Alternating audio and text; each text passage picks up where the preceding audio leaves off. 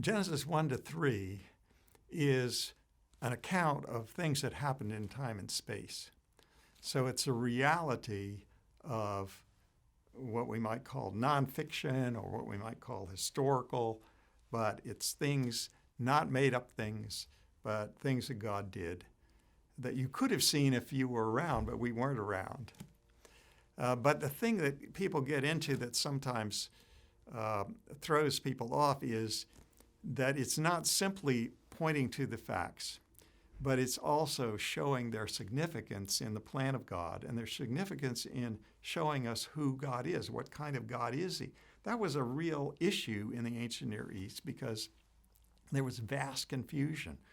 People worshiping all kinds of minor gods, finite gods, gods that aren't real gods. So God telling us who he is really significant. It's become significant again, even in the modern world, because many people don't believe in the God of the Bible. They may believe in some kind of spiritual force or some kind of being that they call God, but not the God of the Bible. So it's really important that we reckon with who God is. So there's theology as well as actual events in time and space. The primary theology in Genesis 1 is partly explaining God, who God is, but also then who human beings are. So Adam and Eve are created, and then in Genesis 3, there's the first sins against God. Well, that's really significant in telling us why the world is not altogether good now.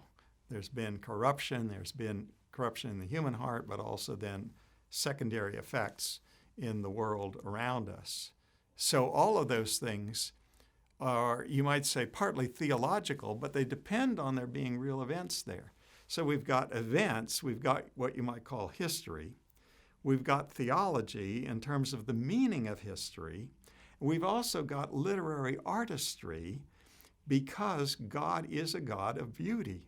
God is fully able to communicate to us in a way that draws us in, that has some of those qualities that stimulate our hearts and that stimulate and challenge our imaginations and those kinds of things that are characteristic of literature.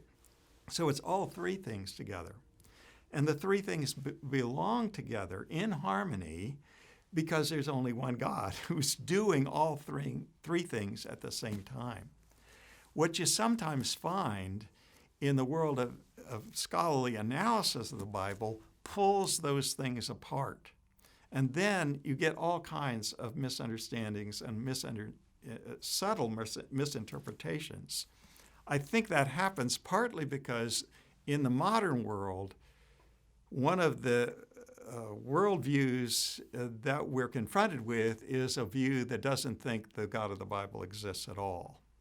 So the facts of the events of the world are just meaningless in themselves. Any meaning that's added is added by a human interpreter. Well, that means when a person like that reads Genesis, they're going to see the theological meanings. They're going to see some of these literary artistry elements, and they're going to say, well, that's a human addition, and so they discount it as having nothing really to do with the events themselves. So it pulls apart what God has put together. So in the end, we have to hold the three things together.